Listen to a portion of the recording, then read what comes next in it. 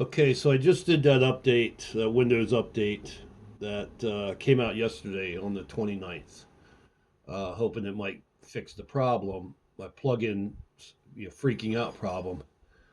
It didn't, but I did learn one thing.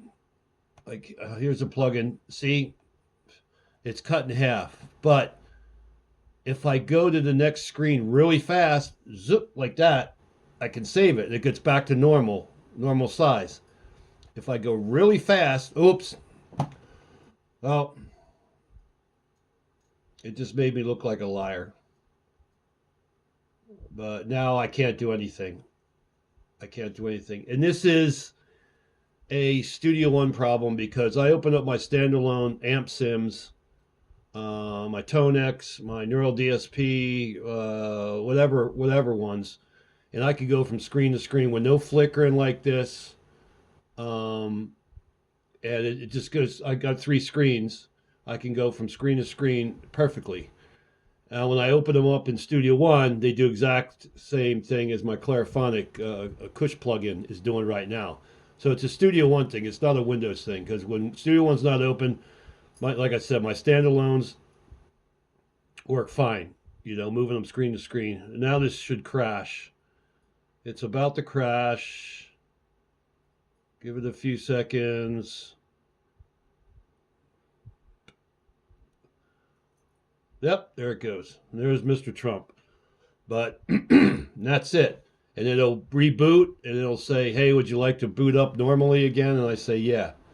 But this is definitely a Fender Studio Pro 8 issue with the graphics or whatever it is, graphic issue or whatever. Because, like I said, well, hold on. I'll let this boot up and I'll get out of it. Let's see, cancel. I'll boot up my Tonex amp sim in standalone, which I have 3 or 4 Tonexes going in that Studio One session. I could drag it, no problem. See, boom, boom. Even on my third screen, which is not in view of my camera right now. There's on the little screen, there's on the big screen, little screen, big screen. I'll even go slow. Bam, works fine. So I'll try one more. Let's see. Amp Sims. I'll do a Neural DSP.